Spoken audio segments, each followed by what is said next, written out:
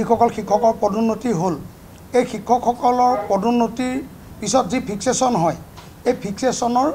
যিটো ডিউ ডেট হয় তাৰমানে মোৰ যদি ফিক্সেশ্যন 2000 চনত হ'ব লাগে 2000 চনৰ জানুৱাৰী মাহত হ'ব লাগিছিল মই তাৰ পৰাই পাব লাগে কাৰোবাৰ যদি 2018 চনৰ ফেব্ৰুৱাৰীত ফিক্সেশ্যন হয় বা পাইপ তেওঁ সেই তাৰিখৰ পৰা পাব লাগে কিন্তু অসম চৰকাৰে আমাৰ যি ফিক্সেশ্যনৰ ডেট সেইটো সকলোৰে বাবে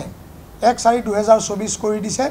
যিটোৱে আমাৰ সকলো শিক্ষকক মনোকষ্ট দিছে কাৰণ আমাৰ পদোন্নতি পাবলগীয়া শিক্ষক 2020 চনতো আছিল 22 চনতো আছিল 23 চনতো আছিল 24 চনতো আছিল সকলো শিক্ষকৰ যেটো পদোন্নতি সেইটো 1/4/2024 কৰি দিয়াৰ কাৰণে আমাৰ যিখিনি পুৰণা শিক্ষকৰ পদোন্নতি তেওঁলোকে সেই পদোন্নতিৰ বছৰসমূহ হেৰুৱালে আৰু নতুন শিক্ষকেও যিখিনি কম সময় ধৰক 23ত পদোন্নতি পাব লাগে তেওঁলোকে 24ত পালে আৰু যিজনে 15 16 18 20ত পাব লাগে তেওঁ 1/4/2024ত পালে গতিকে আমাৰ শিক্ষকসকলৰ যি পদোন্নতিৰ ডিউ ডেট সেই ডিউ ডেটৰ মতে আমাৰ পদোন্নতি হ'ব লাগে সেইটো আমাৰ দাবী লগতে এতিয়া যদি এই ধৰণে পদোন্নতি দিয়ে তেতিয়াহ'লে আমাৰ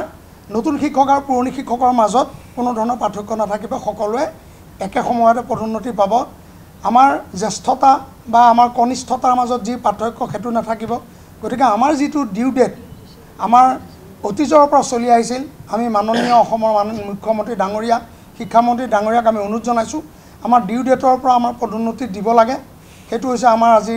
আপোনালোকক অৱগত কৰিবলগীয়া কথা লগতে আমাৰ যোৱা 8 নৱেম্বৰ 2023 বৰ্ষত এখন OM উলিয়াইছিল এই OMখনেও আমাৰ পদোন্নতি ক্ষেত্ৰত কিছুমান বিসংগতি আনি দিলে গতিকে এই OMখনৰ বিষয়েও আমি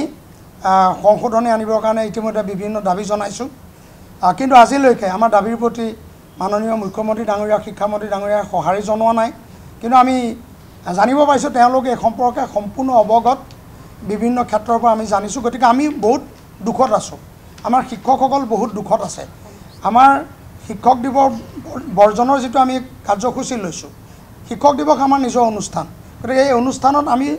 আনন্দ ফূৰ্তি কৰোঁ এটা দিন এই বছৰ আমি সেই আনন্দ ফূৰ্তিৰ পৰা আঁতৰি থকাৰ চিন্তা কৰিছোঁ যোৱা দুদিনত আমাৰ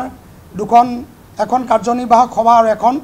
আমাৰ মাণ্ডলিক আৰু কাৰ্যনিৰ্বাহকসকলৰ যৌথ সভা হ'ল এই দুইখন সভাই আমাক দায়িত্ব প্ৰদান কৰিছে যে আমি 5 তাৰিখে আমাৰ শিক্ষক দিৱস আমি বৰ্জন কৰিব লাগে আমি ছাত্ৰ ছাত্ৰীক আমি আশীৰ্বাদ প্ৰদান কৰিম তেওঁলোকৰ লগত থাকিম কিন্তু আগৰ নিচিনাকৈ যিবিলাক আমাক তেওঁলোকে উপহাৰ আছে সেইবিলাক লোৱাৰ পৰা আমি বিৰত থাকিম গতিকে এনেকুৱা ধৰণৰ আমি সিদ্ধান্ত লৈছোঁ আমি মাননীয় মুখ্যমন্ত্ৰী ডাঙৰীয়া তেখেতে আমাৰ সকলো কথা বুভা লৈ থাকে আমি জানো তেখেতে আমাৰ সকলো কথা বুজি পায় গতিকে আমি তেখেতক এই সমস্যা সমাধান কৰি দিবৰ কাৰণে এই মঞ্চৰ পৰা আহ্বান জনাইছোঁ অসমৰ 10,000 শিক্ষকৰ হৈ এইখন কমিটিয়ে আমি তেখেতক অনুৰোধ জনাইছোঁ সন্মানীয় আমাৰ যি শিক্ষামন্ত্ৰী মহোদয় আমি তেখেতকো আমি অনুৰোধ জনাইছোঁ যাতে আমাৰ এই যিখিনি আমি দুটা সমস্যাত আছোঁ ইয়াৰ লগতে শিক্ষকৰ আৰু বহু সমস্যা আছে এই সমস্যাবিলাকো সমাধান কৰিব লাগিব কিন্তু এই দুটা কথাত আমি বেছি গুৰুত্ব দি আমাৰ যাতে শিক্ষকসকলৰ মনোকষ্ট তেখেতে আঁতৰ কৰে এই কথাটোত আজি আমি ইয়াত আপোনালোকৰ জৰিয়তে তেখেতসকলক আহ্বান জনাইছোঁ ভাৰতবৰ্ষৰ অন্য অঞ্চলৰ লগত অসমৰ যি উচ্চ শিক্ষাৰ অনুষ্ঠানসমূহ বিশেষকৈ আমাৰ যিবোৰ কলেজ আছে মহাবিদ্যালয় আছে এইবিলাক প্ৰতিষ্ঠা হোৱাৰ গোটেই প্ৰচেষ্টা বা গোটেই প্ৰক্ৰিয়া সেই প্ৰক্ৰিয়াটো সম্পূৰ্ণ বেলেগত বেলেগ ধৰণে অঞ্চলত বেলেগ ধৰণে হয় অসমৰ বাহিৰত কিন্তু অসমত কি হয় আমাৰ ৰাইজে নিজৰ গাঁঠিৰ ধন ভাঙি নিজেই মাটি প্ৰদান কৰি তেনেদৰে একোটা উচ্চ শিক্ষাৰ অনুষ্ঠান গঢ়ি তোলে অসমত বেছিভাগ কলেজেই তেনেদৰে ৰাইজে গঢ়ি তোলা কলেজ আৰু পৰ্যায়ক্ৰমে সময়ৰ মূৰত কি হয় যে সেই শিক্ষানুষ্ঠানবিলাকক নতুন প্ৰগ্ৰেম নতুন কোৰ্চ খুলিবলগীয়া হয় আৰু তাৰ কাৰণে শিক্ষকৰ প্ৰয়োজন হয় সেইমতে তেওঁলোকে যিবিলাকে উচ্চ শিক্ষাত শিক্ষিত হৈছে মাষ্টাৰ ডিগ্ৰী কৰিছে বা বেলেগ ধৰণৰ PhD কৰিছে তেওঁলোকক আহ্বান কৰে অঞ্চলৰ ৰাইজে তেওঁলোকে আহি শিক্ষা প্ৰদান কৰে তেনেদৰে একোখন অঞ্চল লাহে লাহে উন্নতিৰ ফালে আগুৱাই যায় বা শৈক্ষিক খণ্ডৰ উন্নয়ন হয় আৰু কেৱল সমস্যাটো এইটোৱে হয় যে চৰকাৰে তেওঁলোকক চাকৰিসমূহ নিয়মীয়া কৰোঁতে কেতিয়াবা সময় লয় এতিয়া চাওক আমাৰ অসমত বহুত কলেজ প্ৰাদেশিকৰণ হৈছে 2013 চনত বা তাৰ পিছত গতিকে আৰু বিভিন্ন যিবোৰ পুৰণি আমাৰ মহাবিদ্যালয় আছে সেই মহাবিদ্যালয়বিলাকতো বহুতো শিক্ষকৰ চাকৰি নিয়মীয়াকৰণ হওঁতে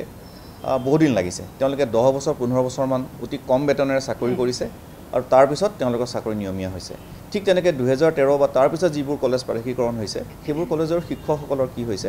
বহু বছৰ ধৰি তেওঁলোকে অতি কম বেতনত চাকৰি কৰিছে কৰি তেওঁলোকৰ জীৱনৰ যিখিনি মূল্যৱান সময় সেইখিনি তেওঁলোকে কিন্তু ছাত্ৰ ছাত্ৰীৰ কাৰণে সমাজখনৰ কাৰণে তেওঁলোকে দি আহিছে সমাজকে তেওঁলোকে সেৱা আগবঢ়াই আহিছে গতিকে তেওঁলোকৰ চাকৰি বহুত দেৰিকৈ নিয়মীয়া হৈছে গতিকে তেওঁলোকে চাকৰি জীৱনকাল 10 বছৰ 15 বছৰ বা অতি বেছি 20 বছৰ পায় তেনেস্থলত যদি তেওঁলোকৰ যিটো প্ৰমোশ্যন সেই প্ৰাপ্য সময়মতে যদি তেওঁলোকে নাপায় যেনে ইতিমধ্যে সভাপতি মহোদয়ে কোৱাৰ দৰে যে এজন আমাৰ চাকৰিয়ালে 45 বছৰ বয়সত 2013 চনত তেওঁৰ চাকৰি নিয়মীয়া হ'ল এতিয়া নিয়ম মতে 2013 চনৰ পৰা 6 বছৰৰ পিছত 2019 চনত তেখেতে প্ৰথমটো প্ৰমোশ্যন পাব লাগে তাৰপিছত তাৰ লগত যদি আমি 5 বছৰ যোগ কৰোঁ 2024ত তেওঁ দ্বিতীয় প্ৰমোশ্যনটো পাব লাগে ইয়াৰ লগত আৰু 3 বছৰ যোগ কৰিলে 2027 চনত তেখেতে তৃতীয় প্ৰমোশ্যন তাৰমানে এছ'চিয়েট প্ৰফেচাৰ পাব লাগে কিন্তু চৰকাৰে 29 জানুৱাৰীত যিখন লিষ্ট পাব্লিছ কৰিলে যিখন লিষ্ট উলিয়ালে সেইখনত দিছে যে সকলোৱে প্ৰমোশ্যন একেলগে 1/4/2024ত পাব তাৰমানে 1 এপ্ৰিলত পাব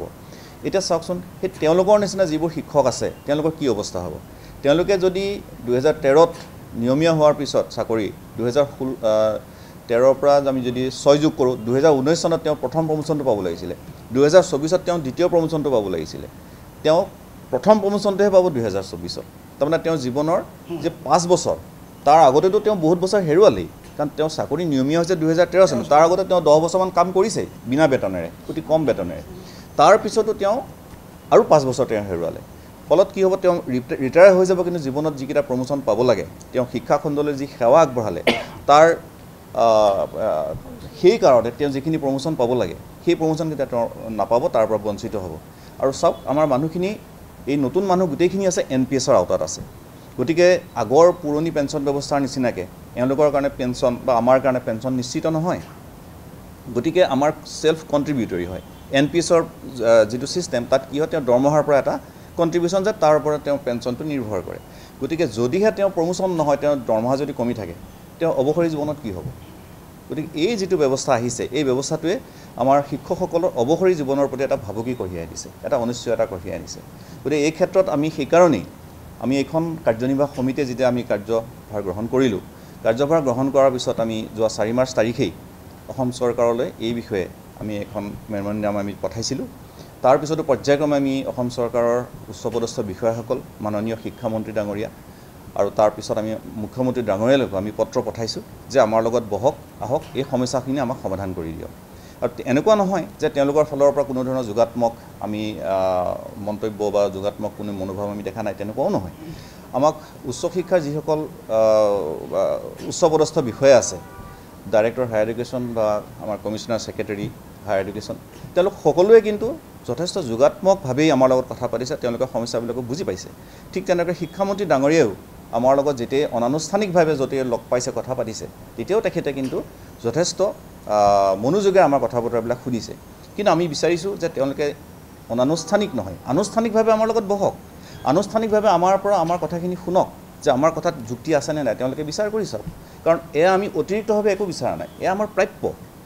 প্ৰমোশ্যন সময়মতে পোৱাটো এটা প্ৰাপ্য সেইটো আমি অতিৰিক্তভাৱে একো বিচাৰা নাই চৰকাৰৰ পৰা আমাৰ যিটো প্ৰাপ্য সেইটোৱে দিয়ক সেই প্ৰাপ্য পালেই আমি সুখী আৰু লগতে আৰু এটা কথা আমি সংগঠনৰ ফালৰ পৰা আমি কৈছোঁ যে যদিহে চৰকাৰে ইয়াত কিবা তেওঁলোকৰ যিটো ফাইনেন্সিয়েল বাৰ্ডেন তাৰ কথা যদি ভাবিছে সেই ক্ষেত্ৰত আমাৰ স্পষ্ট আমি কৈছোঁ যে 1/4/2024ৰ পৰাই যিসকলে যেনেদৰে তেওঁলোকে ছিনিয়ৰিটিটো কাউণ্ট হওক জ্যেষ্ঠতাটো হিচাপ হওক সেই জ্যেষ্ঠতা অনুযায়ী তেওঁলোকে যি দৰমহা পাব সেয়াই পাওক তাৰ আগৰ পইচাৰ কথা বা তাৰ আগৰ যিখিনি এৰিয়াৰৰ কথা সেইটো আমাৰ মানুহে কোৱাই নাই গতিকে আমি সেইখিনি আমি চৰকাৰৰ কাৰণে এই মুহূৰ্তত ছেক্ৰিফাইচ কৰিবলৈ সাজু আছোঁ